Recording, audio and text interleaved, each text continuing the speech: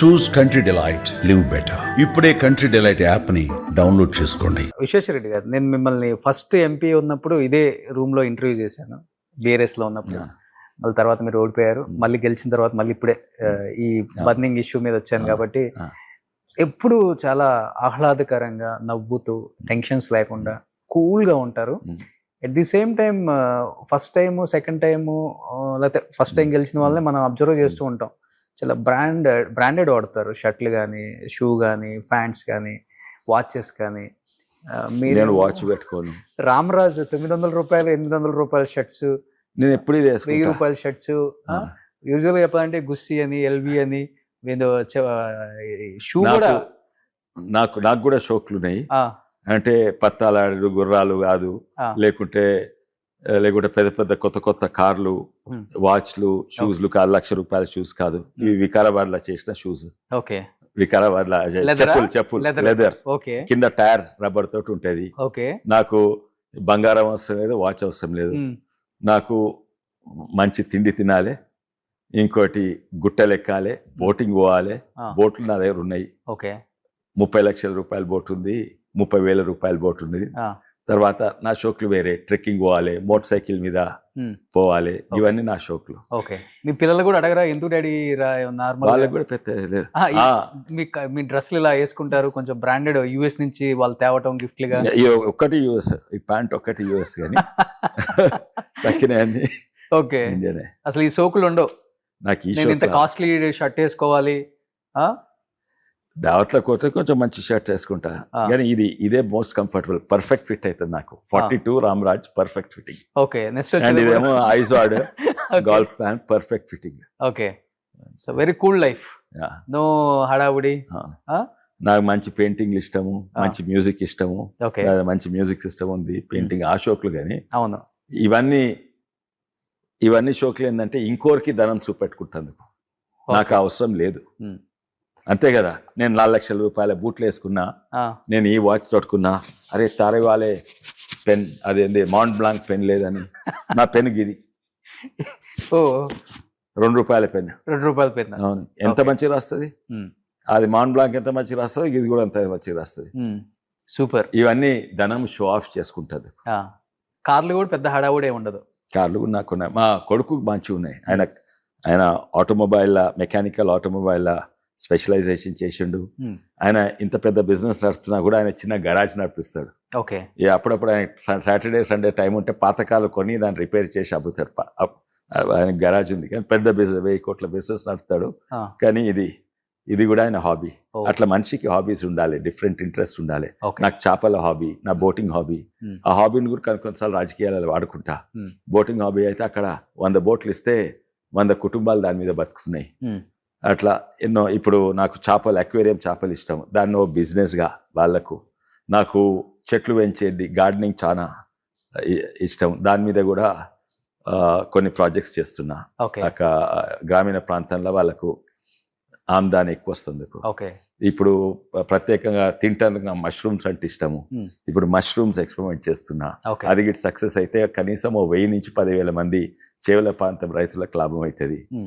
తర్వాత నేను కొత్త యంత్రాలు చేస్తున్నా, కొన్ని యంత్రాలు రైతులకు లాభం అయ్యేటట్టు చేస్తారు.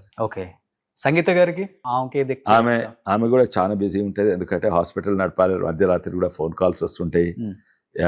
వాళ్ళకి హాస్పిటల్స్ ఎన్నో జాగాలు ఉన్నాయి. వాళ్ళకు లండన్లో మెడికల్ స్కూల్ ఉన్నది. తర్వాత విదేశాలలో సాఫ్ట్వేర్ ఎక్స్పోర్ట్ చేస్తారు.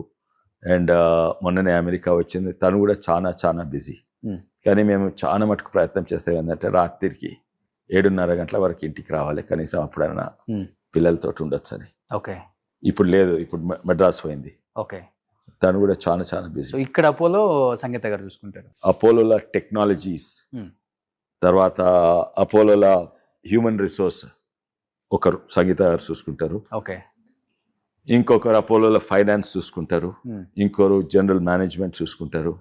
ఇంకొకరు అప్పుడు ఇన్సూరెన్స్, ఫార్మసీస్ ఇవన్నీ చూసుకుంటారు. శోభనా గారు ఇవన్నీ అట్లా డివైడ్ పనులు అట్లా డివైడ్ చేసుకుంటారు. నేను హెచ్ఆర్ మీద, అంటే హెచ్ఆర్ అంటే ఓన్లీ అపోలో హైదరాబాద్ కాదు, మొత్తం అపోలోకు హ్యూమన్ రిసోర్స్. అది అట్లా. టెక్నాలజీ అంటే ఓన్లీ ఇక్కడ కాదు, టెక్నాలజీ మొత్తం అపోలో ఎక్కువ టెక్నాలజీస్ సంగీత గారే చూసుకుంటుంది. మీ మాంగారు ఇప్పుడు ఎంత యాక్టివ్ గా ఉన్నారు? 90+ ఉంటారు కదా. ప్రతాప్ రెడ్డి గారిని కలుస్తుంటారు 90+ కలుస్తుంటారు. మొన్ననే కలిసి నెక్స్ట్ వీక్ వస్తున్నారు. కానీ తను ఎట్లా చూస్తారు అంటే అపోలో ఇప్పుడు 1,00,000 కోట్ల మార్కెట్ క్యాప్ అపోలో. అయితే చాలా hospital foreign investment foreigners own చేస్తున్నారు. ఇప్పుడు చాలా మటుకు hospitals own by foreign companies.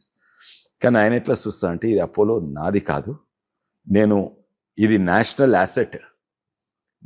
Asset and దీన్ని కేర్ టేకర్ నేను అన్నట్టు చూస్తాడు. ఓకే. అయితే 1,00,000 కోట్లున్నా కూడా దాని నుంచి ఆమ్దాని ఇప్పుడు తను ఉండే ఇల్లు ఒకటే ఇల్లు ఉంటుంది. ఆయనకి రియల్ ఎస్టేట్ లేదు, ఏం లేదు. ఏమైనా ఉంటే అపోలోనే పెట్టాలి, మళ్ళీ తీస్తుడు కాదు. అది తన లైఫ్ కూడా సింపుల్ ఉంటుంది. తనకు కూడా కొన్ని ఇంట్రెస్ట్ ఉంటాయి కానీ ఫుల్లీ డెడికేటెడ్ టు అపోలో అనమాట. ఓకే. ఇది అదొక నేషనల్ యాసెట్ తిరిగి చూస్తాడు, ఆయన పర్సనల్ యాసెట్ తిరిగి చూడాడు. మేము దేశానికి ఇది చేసినాం, ఆడ 1,50,000 మందికి ఉద్యోగాలు వస్తాయి.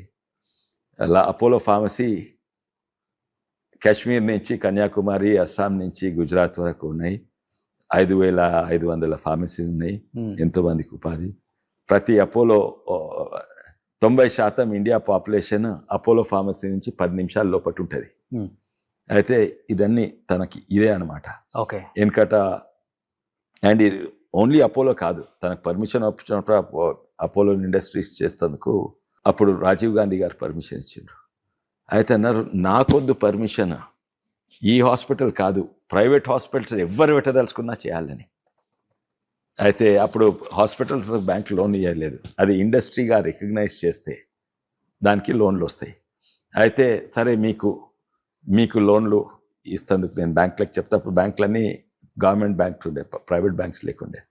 అయితే నాకు కాదు, హెల్త్ కేర్ ఇండస్ట్రీకి ఇవ్వాలి, హెల్త్ కేర్నే ఓ ఇండస్ట్రీ తీరుగా గుర్తించి ఎవరు హాస్పిటల్ పెట్టుకున్నా చేయాలని చేసిండు. కానీ ఎన్ని హెల్త్ కేర్ ఇండస్ట్రీస్ వచ్చినా, ఎన్ని హాస్పిటల్స్ వచ్చినా ఇప్పటికి మన ఒంట్లో కొంచెం బాగోలేదంటే అపోలోకి వెళ్ళొద్దాం పద, ఫిలిం నగరాలు అపోలోకి. ఇదే చాలా ఉన్నాయి. అంటే ఆ నమ్మకాన్ని వాళ్ళు క్రియేట్ చేసుకోవాలి. క్వాలిటీ కంట్రోల్ దానికి అసలు రాత్రి పగలు స్థాయికి చేరినాక నా పని అయిపోయింది అనుకోరు, కంటిన్యూస్గా దాన్ని ఇంప్రూవ్ ఉంటుంది. ఓకే. జేసీ అంటే జాయింట్ కమిషన్ ఇంటర్నేషనల్ అని ఉంటుంది, అది అమెరికా యూరోప్ లాంటి ఉంటుంది. ఆ స్టాండర్డ్స్కి చేయాలని 90% అపోలో హాస్పిటల్స్ ఆ స్టాండర్డ్. ఓకే. వేరే హాస్పిటల్ చాలా మటుకు ఉపాసన గారి ఎఫర్ట్స్ కూడా ఎక్కువే ఉంటాయి అనుకుంటా సార్. ఉపాసన గారు వెల్నెస్ చూసుకుంటారు అనుకుంటా, వెల్నెస్ అని కొన్ని బాధ్యతలు నాకు తెలియదు, నేను డైరెక్ట్లీ అపోలో ఇన్వాల్వ్ లేను. ఓకే. సో మీ పిల్లలతో బాండింగ్ బాగుంటుంది అనుకుంటా, పెద్ద బాబుతో ఎస్పెషల్లీ. ముగ్గురుతో. ఓకే. సో ఎక్కువ కార్స్ అంతా గిఫ్ట్ ఇస్తారు అక్క అని చెప్పేసి 2-3 సార్లు ట్వీట్ కూడా చేశారు. అవును, ముగ్గురుతో మంచిగా ఉంటుంది. ఓకే. అయితే ఆయన కార్ రేసింగ్ స్టార్ట్ చేసినప్పుడు మేము అగేన్స్ట్ ఉంటుంది, ఎందుకంటే డేంజరస్ అని. అవును. ఉపాసన ఎంకరేజ్ చేసింది. ఓకే. సద్గురు జగ్గి వాసుదేవ్ ఎంకరేజ్ చేసిండు. ఓకే. కార్ రేసింగ్ పిచ్చిన వాళ్ళకు కార్ రేసింగ్ చేయడానికి ఉంటే రోడ్ల మీద కార్ రేసింగ్ చేస్తారు, యాక్సిడెంట్లు అయితే అది ఇంకా డేంజరస్. ఓకే. అని నా కార్ రేసింగ్ పోవాలని మాకు చెప్పి. ఓకే. మీరు ఇంట్రెస్ట్ చూపకపోయినా ఉపాసన గారు ఫస్ట్ కార్ కొనిపించి గో హెడ్ అని చెప్పారు. అది ఛానల్ కిందట. కానీ ఇప్పుడు నాకు తెలిసి మీ బాబు బాగా ఫేమస్ కార్ రేసింగ్ లో. ఇండియాలో నెంబర్ 1. ఎందుకంటే 2 పెద్ద రేసులు ఉంటాయి, జేకే టైర్స్ ది ఇంకా MRF ది. ఒకటే ఒక వ్యక్తి 2 ఏళ్ళు కంటిన్యూస్ గా 2 గెలిచిండు నెంబర్ 1. ఇప్పటివరకు ఎవరు రాలేదు. అనిందిత్ రెడ్డి. ఎస్, తెలుసు, ఐడియా ఉంది. సుమన్ టీవీలో మీ పర్సనల్ అండ్ బిజినెస్ ప్రమోషన్స్ కోసం కింది నెంబర్కి కాంటాక్ట్ చేయండి.